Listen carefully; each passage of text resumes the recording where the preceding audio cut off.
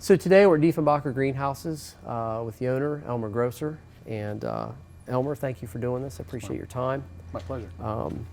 I think this is a great opportunity for students to kind of get a behind the scenes look at what you think of as an owner and what how your business operates.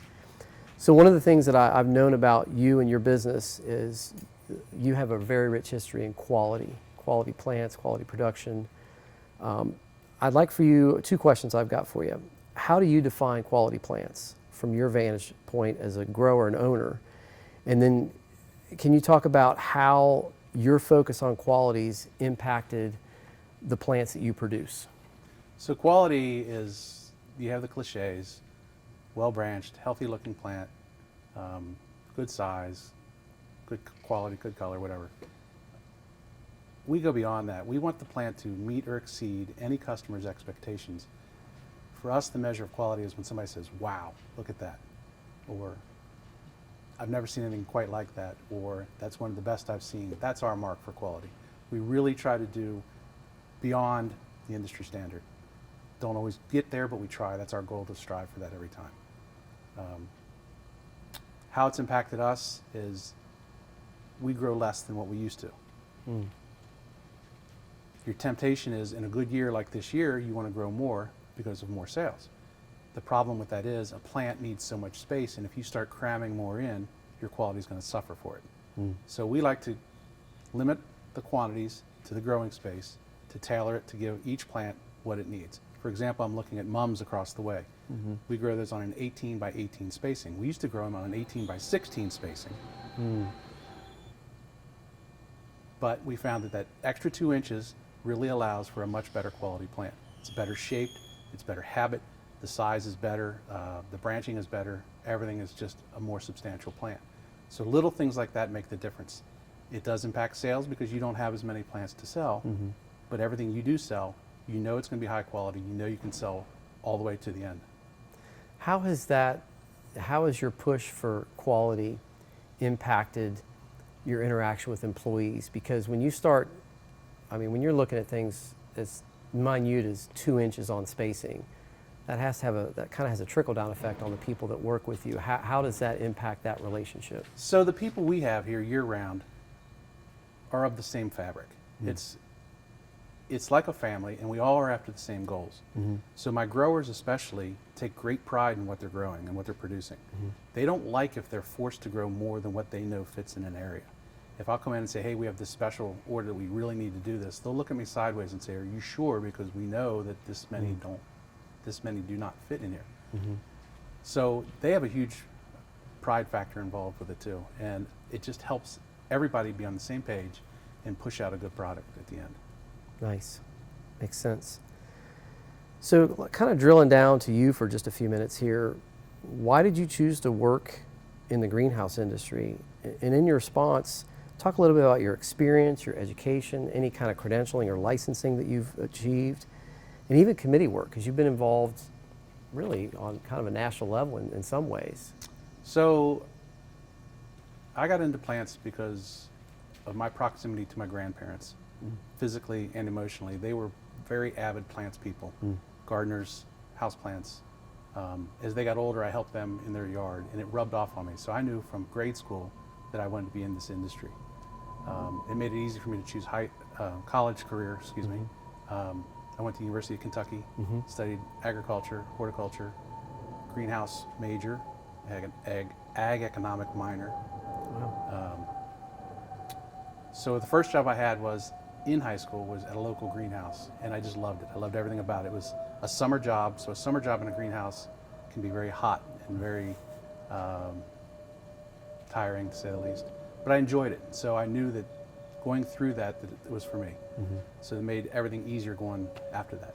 Later on, I had a job working for a landscaper, and I worked for him for several years through college and out. Then I started my own landscape business. After so many years, I leased a greenhouse and did bedding plants and the landscape.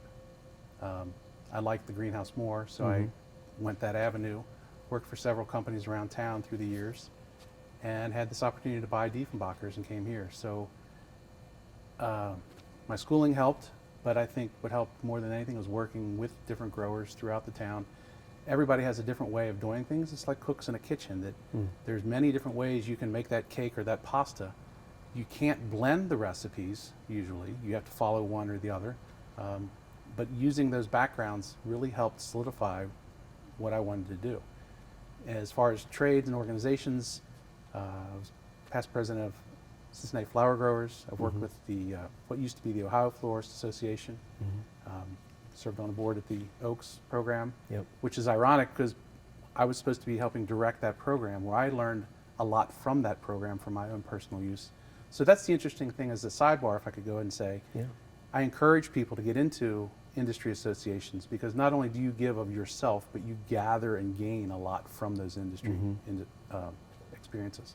Yeah, that was a good experience for me too, because you were on my advisory committee, and I think it forged some relationships with people that maybe you didn't have, or not to the level of relationship that you had with them. You know, one of the things that I wanted to just reiterate that you said that I think has certainly contributed to your success, and I'd like to hear your thought on it. You've got a lot of different experiences. So as an owner of Diefenbacher greenhouses, you know what a landscaper thinks like because you've done landscaping. You know what a grower does because you were a grower. And I think in our industry, those experiences are just crucial. And one of the things that I really encourage my students to do is, while you're in school, go work a season at a greenhouse, go work a season at a landscape company to see what fits best. Standing here and looking back, there was a point in my life when I thought I had such a jumbled career and I couldn't make sense of it, that I had worked for Rao Brothers, who manufactures greenhouses. These structures are Rao Brothers, they're based in Cincinnati. I ran construction crews for several years for them. So working landscape and growing perennials, growing annuals, building greenhouses. So at one point I looked back and said, what is all this for? I'm just muddling around. As I own Diefenbachers now, all those experiences have helped me run this business. Yeah. So so you bought the business from Terry Diefenbacher. How many years ago was that? 13, 14. So it's been a while. I mean, you've weathered some challenging years, to say the least. How has this business evolved over time, and what are some of the catalysts that you felt drove that change? So this business evolved from, I'm trying to think of a phrase to describe its aura. It was a little more relaxed. The seasons were more condensed. There was more downtime in between seasons. As the market has changed and evolved, the downtime is less, the uptime is more, there's more demand for more product. So we went from I don't want to say mom and pop because I don't mean that in a negative way, but it was more mom and pop, more relaxed, to more of a formalized, it's still family owned, but we have to meet certain criteria and we have to get certain things out the door on certain dates. So the expectations are greater from us, both for our employees and our business and our product. Well, one of the things that I've noticed just in being here, I think I've been visiting with you for the last 5 or 6 years at least, you really kind of operate from the axiom that every square foot of this greenhouse space, all your greenhouse spaces for that matter, have sort of an economic value. And I'm always really impressed at kind of the calendaring of how you move crops through. So in this greenhouse, I consider this kind of the head house. I don't know if that's how you look at it, but the greenhouse we're in now is like the primo house in my mind. How often are you turning the space in here a growing season? So because of our locale, what we service about 100 miles. We go Lexington, Louisville, Dayton, Columbus, Indianapolis. So we don't get a lot of turns. And a turn is a crop for that season. Okay. So we typically do one turn per season. We'll do an early spring turn of pansies and cold weather crops. We do one turn of spring, and that's April, May. Then we do one turn of summer, one turn of fall, and one turn of Christmas. We could do more if we sold to other markets. Some greenhouses will sell in the southern market and in a northern market, where we could do a turn in early spring and sell, because pansies are being planted in Florida in January, February. We don't plant them here till March or April, and they don't plant them in Michigan until April or maybe May.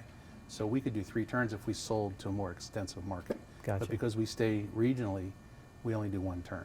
Well, and it sounds like that regional decision is intentional in the sense that it probably gives you a little more quality control. It does. That's the other thing, is that some of our cropping then, we allow more time to grow it a little bit slower, a little bit longer, to get a more established plant, both root and top. Whereas if you're trying to get the turns in, you have definite dates that you have to hit. That plant has to be out of here by this date because we're planting the next one the week after that. Gotcha. So there's no time for crops to linger. The problem with that too is if you have to have this crop out by, pick your date, April 1st, and the weather is very poor in the southern locale on April 1st, they might not want to accept the product. So then if you don't ship it, then your next planting of April 7th gets delayed, and then quality starts to suffer. Makes sense. So that's why we choose to do a regional product, regional sales, one turn, so we have a lot better control. We can see that if the weather's going to be bad, we'll change the microclimate of the greenhouse to slow the growth or to speed the growth if the season's coming, so that we can keep a good plant. Gotcha. So you mentioned this, Diefenbacher is a family-owned business. How does running a family business compare with other business models? And the reason I ask that question is students who watch this or people who want to enter the industry, I don't think sometimes they fully understand what a family business is and kind of what it means. So talk a little bit about what that's like. So a family business, when you say that, I have two things in my mind. One is it is owned by my family. The other is the family of the people that are here. So we have a core group of people that are here year-round, and I consider them family. We all share the same principles and values in what we're doing here. We understand most of the core people have been here for years. We interact on a personal level. We interact on a business level. So I know what their kids are doing, they know what my kids are doing, I know what they're doing for the weekend. So there's a social interaction as well, which makes your day a lot more pleasant instead of just being work, work, work. Right. So with that in mind, what are some of the strengths that you would think that a family business offers, and what are some of the challenges? So some strengths come from that bond I just talked about. They're more in tune and they're more wanting to do a good job. They want to please the owner, the family, right? And because we consider it everybody family, you feel like you're letting a family member down, whether it be us or a cohort or a fellow grower. So you try to do your best. That's a family bond. Some challenges might be that it makes that harder to discipline that person if they're not quite up to par. When you're friendly with someone, it's much harder to discipline than if you have no social interaction with them. So we challenge with that, but we realize the need to keep everybody on the same page. So if you are not doing your job or you're not quite doing what is expected of you, we like to have that conversation in a pleasant tone. So it's not so cut and dried of you need to produce or else or else or else. Right. So we try to keep it on a more informal level. It seems to me like if you've got a family-run business and you've got a good culture, it's more of an environment of people watching out for each other and watching out for the business, as opposed to, well, I'm going to do my thing over here. And we've had that. So we do hire a lot of seasonal employees in the spring, and it's hard to get some of those people to get on the page with what we're trying to do. So you're absolutely right that when they're on that page, it's a lot easier for everybody to understand what's going on. Yeah. Let's pivot our conversation and really focus in on growing bedding plants. And I'd like you to define bedding plants and let me know if that's a term that we shouldn't be using anymore.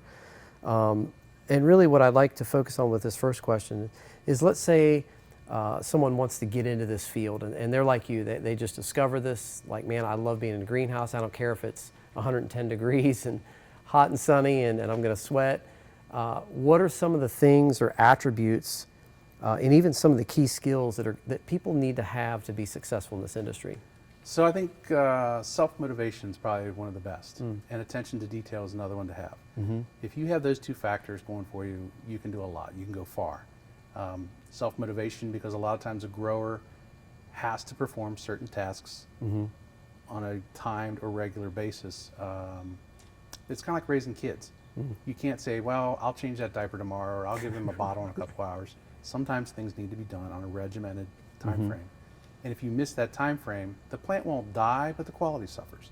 Right. So to maintain that level of quality we're looking for self-driven people that know what they need to do, or if they don't know, we're teaching them. If they're in a learning process, we'll explain the process and the time frame that it's needed to be done or performed in. so that self-motivation is huge, that you have that drive to get this done when it needs to be. And that comes from here. Yes. It's not a learned trait. It's, It is that's caught, not taught, as they say. Caught, not in taught. some ways. Right, exactly. Well, what are some of the specific skills, like if someone were to come to you and say, hey, you know, I want to work my way up to being a grower, and I'd also like to talk with you, I also would like for you to address this if I forget, kind of the progression. Like I think a lot of times folks, like somebody might have worked in another greenhouse, they're not going to come in here and immediately be a head grower Right. unless you really know them and they can articulate what they're doing. But what are some skills that a person really needs? You mentioned motivation and you mentioned attention to detail. I think that's a big one. But what are some other possible skills that would be beneficial? So that's hard to pin down for me, because one of my best growers, actually both of my best growers, two of my best growers, don't have a formal education in horticulture. Wow. Horticulture is a very teachable profession, For sure. whether it's in class or in the greenhouse. And I think there's a certain amount that needs to happen in the greenhouse, that you can teach the book side of it all day long, but until you see the interaction of how much water did you put on that plant today? Mm-hmm. How dry is the air today? How much sun was on that plant? Mm-hmm. What's the temperature you're holding that greenhouse? All those interactions depend on what you're doing tomorrow. Mm. So that's why you need that ability to, process is the word Yeah. I'm looking for. One of the things we like our growers to do is walk through a house late in the day to look to see in anticipation for what they're going to do tomorrow morning. Mm-hmm. We don't like to just program watering. Well, it's going to be sunny tomorrow, let's water it again. We don't know, because how dry is this plant right now? Mm-hmm. Does it need water tomorrow? Was it enough water today to get it through to tomorrow? Because if you put too much water on a plant, it doesn't develop a good root system because it doesn't need to. You think of, you know, a straw in a glass of water, and if the straw is always in the water, you just go sip, sip, and you have your water. When the plant is stressed mildly, it makes that root system seek out more water. Mm-hmm. So that's why we like to keep that level of moisture in a certain equilibrium, if you will. Mm-hmm. Not too wet, not too dry. So it's constant monitoring. We water in the mornings typically, so they need to be able to assess late in the afternoon what it's going to be tomorrow. So we have sun, okay, it's 4 o'clock now or whatever it is. How much sun till the end of the day? How warm is it? Is it going to be cool tonight? Is it going to be warm tonight? So tomorrow they'll know through experience how much water they're going to need to put on the plant. Yeah, I mean, we're at the end of September now. I'm sure your practices have really begun a major swing, really, from just a month ago even. If it were August 23rd, it would be very different than September 23rd. And it shows even in this pansy crop we're looking at here behind us, that we plant pansies once a week for 4 weeks. The first 2 plantings are ready in about 3.5 weeks. Oh, wow. The second 2 plantings take a little longer, and it's actually measured in days because of the rapidness of the warm sunny days and the climate they're in. Spring pansies, we grow them months. We'll plant them in December and January for sales in March and April. Wow. These pansies for the fall, they're planted, and 3 or 4 weeks later they're available for sale. So like you're saying or alluding to, that climate has changed just a little bit in 30 days, that now we're watering a little differently than what we did when it was 95 degrees and 70 degrees at night. When you plan your planting calendar, is it a lot like vegetable farmers will typically plan a planting calendar? Do you kind of work backwards? Like Yes. you say, okay, at week 35, we want these plants available, so we will work back. Absolutely. Yeah. And that's, we do a lot of things by week number. It's just easier. Instead of remembering dates, you can remember Yes. a week number. Yeah. So in spring, a lot of stuff is planted weeks 10, 12, and 14, or somewhere in between. Fall, a lot of 28, 29, 30, and maybe 34 for pansies. So definitely what we'll do is we'll look and say, what size is it? What is the plant? What is its vigor? What package size are we going? Is it a small pot or a large pot? Do we need it in color or not in color? And we work all those factors together, add the time to it. Are we propagating it? Are we buying it in? What size of a liner or plug are we buying? Are we buying a real small 512 plug or a large 125 plug? So somebody else has already taken some of the weeks off for us. We factor all that together and then come up with a plant date.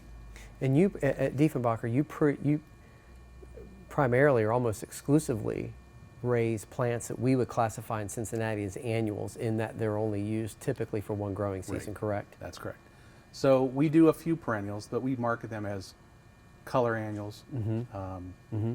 Things like echinacea, and there's some grasses and things that we sell with the annuals because they're a great complement to the other true annual that we have. Yeah, makes sense. Describe a typical day in the life of a grower. Again, just talk about, maybe this time talk about some of the physical abilities to effectively execute the work. Because this is, I think a lot of people that aren't familiar with this industry don't realize how many miles a day you're going to walk as a grower.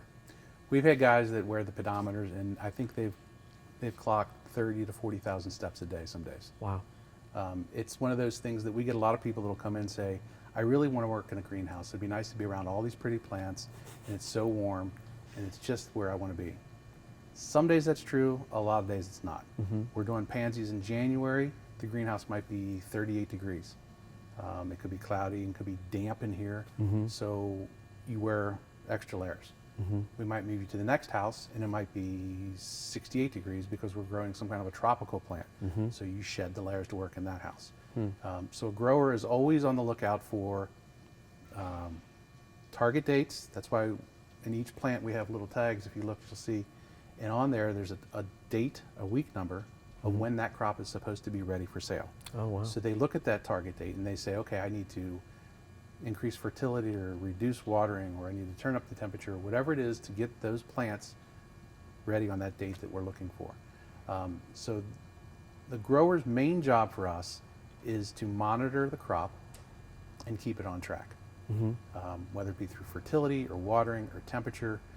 Sometimes it needs space. If a plant's growing larger than we expect, we might space it out a little more so it can continue to form a nice shape. And then they're in charge of all the things I just mentioned, of watering, making sure the fertility is right. They'll test the ECs and the pHs to make sure within range. Sometimes we'll send out samples just to double check what they've checked and make sure that our systems are where we think they are. A lot of visual. So when you look at a crop with experience, you can tell a lot of times by looking at a crop, everything looks good, or you can see that there might be an imbalance. You can tell a lot of plants tell a story if you look close at them. You can tell a lot of nutrient deficiencies by looking at the leaves, whether it be calcium or iron or magnesium or nitrogen or phosphorus. They'll tell the story if you're willing to listen and look and pay attention. So they'll monitor that, they'll correct any deficiencies, and if it's growing too fast, we'll use a growth regulator to slow it down. If we have an insect or disease problem, they'll address that. And then they're in charge of shipping out of the house. So when it comes time to ship, they're overseeing the orders and making sure that the quality product gets shipped. If it's not of quality, either we hold on to it for a while or we'll make a substitution, always wanting the customer to get high quality stuff. So it sounds, just to summarize what you said, if you're going to be a grower, a head grower, or even a section grower, you've got to have a lot of different skill sets to effectively execute that job. Absolutely. And then in a smaller place like us, we're 5 acres under cover. We also ask that our growers listen to the greenhouse. So there's vents that open and close, there's shade curtains that open and close, there's boilers or heaters that kick on or off, there's HAF fans that turn off and on. Does it sound normal? Right now, I hear a fan blowing in that module up there. That's normal. If I don't hear that, if I walk through here and it's quiet, subconsciously I'm tuned in like, wait a minute, okay, I don't hear that fan, that's a problem. Or if something's squeaky when it's moving, okay, we need to address that before it binds up and becomes a really big problem. So there's physical plant issues that you're addressing, irrigation issues you're addressing. So you're working with irrigation equipment. This house has booms in it. Other houses have sprinkler systems. Some houses have hoses. So you want to make sure that the hoses aren't leaking and dripping, that the booms are running properly, that everything's greased, that the electronics are all functioning. So you have that as well as the plants and as well as dealing with people. So as a grower, not only are you in charge of plants, you typically have to have human relation skills because I'm dealing with people that I'm working with and I need them to be productive. You're doing mechanical issues of addressing the complexities of a greenhouse and its structures and its functions. Larger places, they might segment some of those jobs. A place like here, you're wearing a lot of hats. But I think in some ways, if you really are ambitious to be a grower, those are the aspects you want to know about I mean, I never worked at a facility this large, but I was a grower for a few years, and I loved needing to know all those parts. It was Right. very fulfilling as an employee. What I like about it is it's diversity. Yeah. You're not doing You're the not- same thing day in and I day think I out. have ADD. I think I need that change of pace sometimes. So you mentioned chemical use, and that's something that I think comes up a lot, and I think some people are very aware of it, but I think a lot of people are unaware of it. You do use chemicals here. You're using synthetic fertilizers, you're using pesticides, you're using probably fungicides, you're probably using herbicides on the periphery of the facility. You're certainly using sanitation chemicals inside the greenhouses, whether they're to kill mold or algae or other things.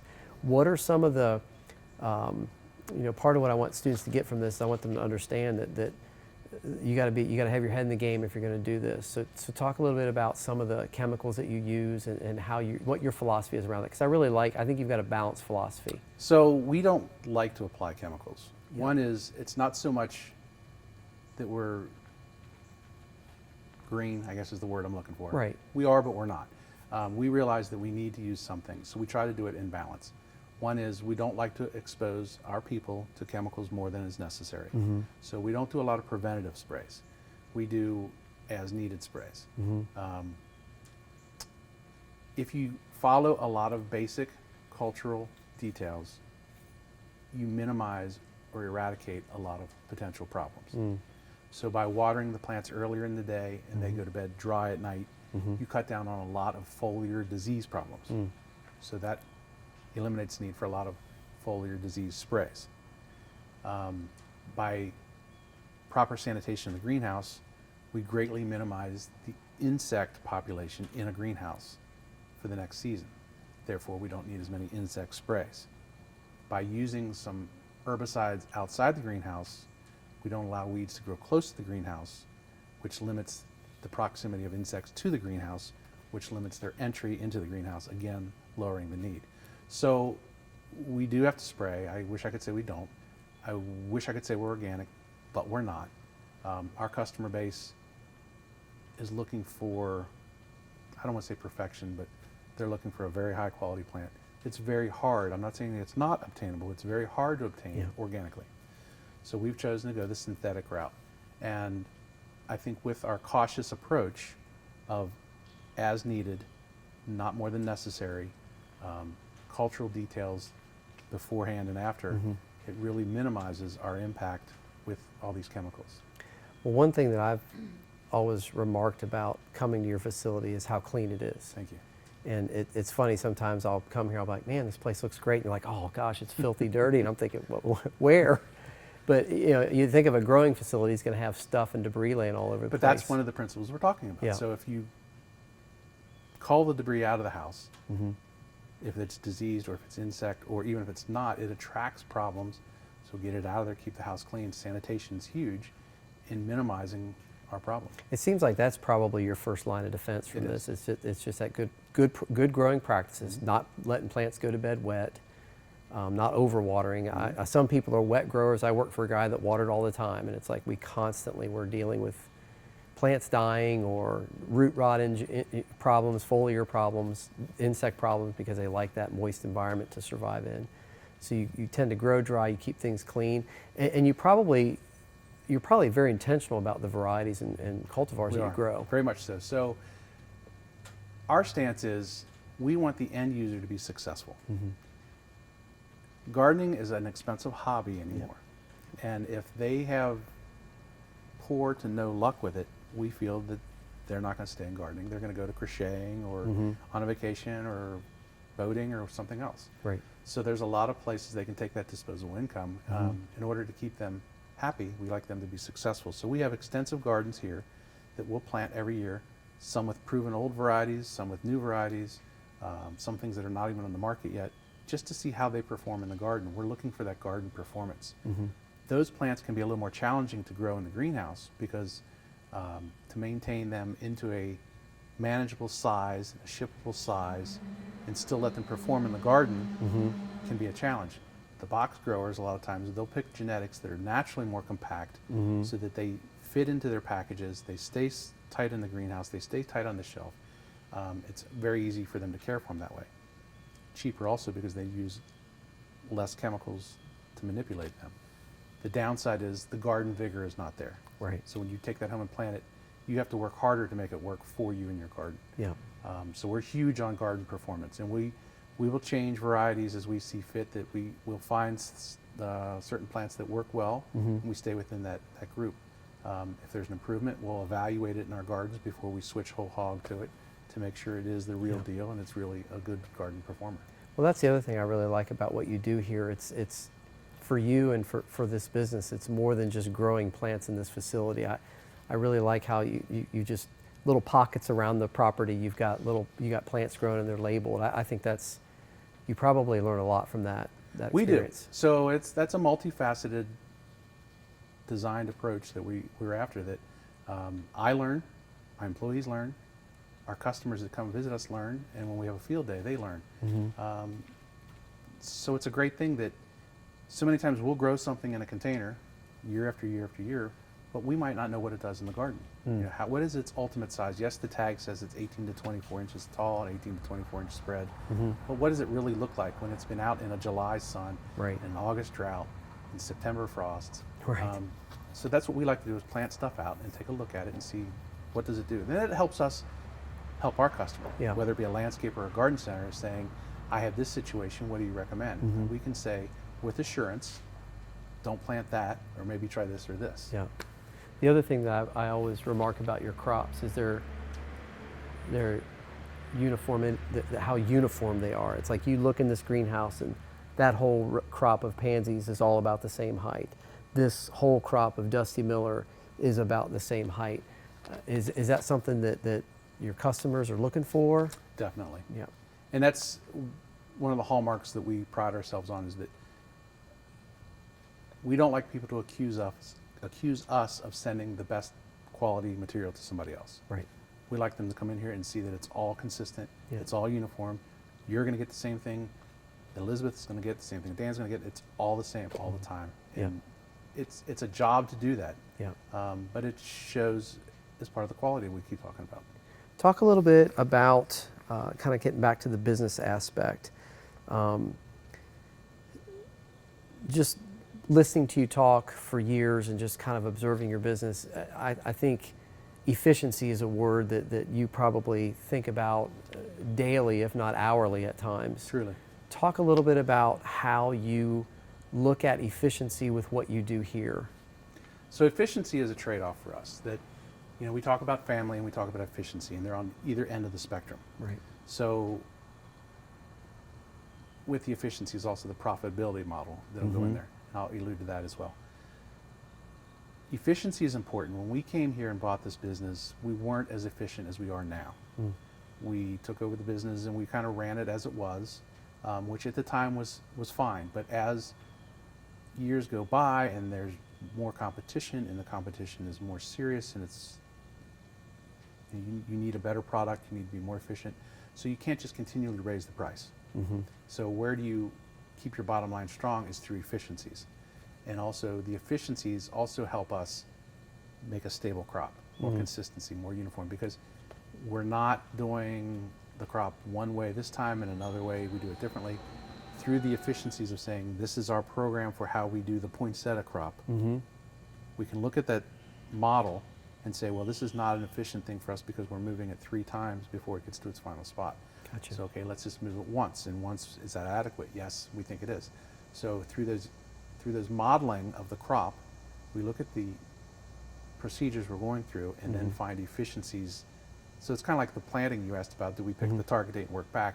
It's the same with the efficiencies. That we'll look at the steps involved that we're doing and what is inefficient or what don't we like about it. We also look for chances to make mistakes. And so we try to minimize those at that evaluation point as well. I know when I was a grower for a really small nursery, my 6 months into working there, I just started asking myself why we weren't making money. So I sat down and calculated the cost to produce a 1-gallon plant versus what we were selling that plant wholesale.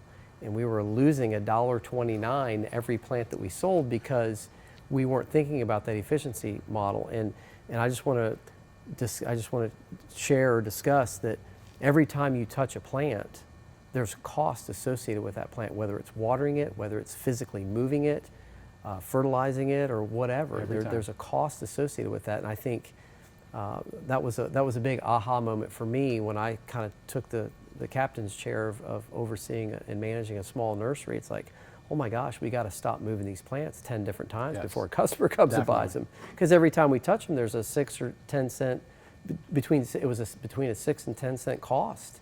Every time you touch that plant, you move that 10 times, that's 60 cents. It doesn't sound like a lot, but you roll that over thousands of plants, and you've got some lost revenue. Definitely. Talk a little bit about the who your customers are. There's like a wholesale business model and a retail business model and sort of a blended model. Who do you guys sell to? So we're strictly wholesale. Okay. And our base changes with the crop, the season. So our base for spring is different than our base for poinsettias. Okay. So most of the crops, most of the year, we're about 50-50 landscaper and garden center. We don't sell to box stores, we sell to independent garden centers. So it's an almost equal balance between those two. Christmas we'll do some fundraisers and some churches that you work here, you go to this church, so we sell to your church for Christmas. We do florists as well in the Christmas crop. But overall, in a nutshell, it's garden centers and landscapers, wholesale only. And that's why we'll have some of our packaging is exclusive for landscapers. We have what we call a landscape tray. It's a tray of 18 plants. It's 2 pieces of plastic. It's the tray and 1 little tag. Oh, wow. So they like it because they can carry 4 at a time with 4 fingers. Gotcha. And when they go to plant, they don't have all the little inserts blowing around and all the little tags to pick up. Yep. So it's 2 pieces of plastic for 18 plants. But that's not a retail-friendly package. Right. Because it's 18 plants. You take one out, there's no container or wrapper around it. Yes. So we service both markets, and we try to differentiate and help each one in their own area of expertise or their area of needs as well. So when you think of you said you've got about 5 acres under glass or plastic. About what percentage of that space do you try to pre-sell? And what I mean by pre-sell is, we're at September right now. Are you already starting to take orders for the spring? We are. So we've just finished and opened up what we call our early order screen. So we encourage orders in September, October. It helps us to pick the right quantities of the right colors of the right varieties to ensure that you get what you want come spring. Otherwise, if you're late, if you come in February, March, April, you're kind of left to whatever we've spec grown. Yes. And sometimes we try to get what we can for you, but a lot of times it's not there because the issue has become that has changed through time. Days of old, our suppliers that sell us the baby plants, the baby plugs and liners, had lots of spec. So I could go in there any time. Spec meaning speculation. Speculation. Yep. So what they would do is they would speculate that we might sell 1,000 yellow and 1,000 purple and 1,000 blue. And so they would grow 1,000 of each.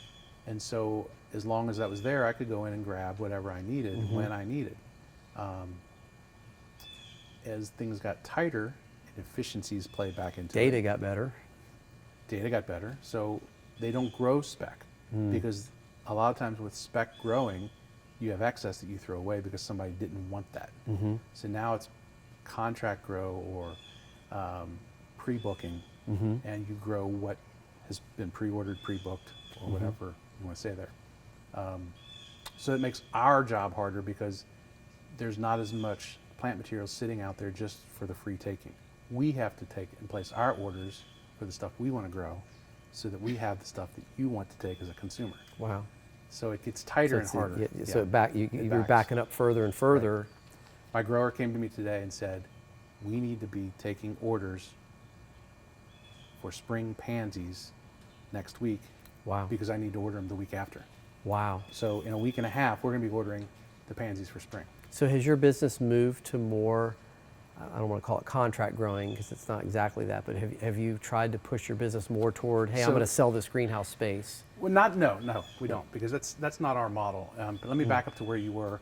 How much pre-book do we do? And with COVID, I'll be honest, that I didn't have a good pulse on it. Yeah, I don't think I thought anybody we did. pre-booked 35 to 40% of our stuff. Mm-hmm. In March, we started getting some cancellations, Mm. and so we started looking at what was pre-booked. Mm-hmm. We pre-booked 70% of our spring crop, Wow. which surprised even me. Wow. So we're very pleased with that, and it helps a lot with efficiencies and Yes. having the right product for the right people at the right time. Mm-hmm. So we're continually pushing that, and we have a website, and you can go on there now and order between now and November 1st, and order it with whatever quantities you want, whatever package size you want, whatever Wow. date you want, and then once that comes, then we have to order the material, Yes. and so then it becomes speculation grow after that. Gotcha. Wow. So it's tight. I mean, It's tight. you're running as tight as you can. Talk a little bit about the equipment. I mean, we're in a pretty sophisticated greenhouse right now. Talk a little bit about some of the equipment that you use here that makes growing plants easier.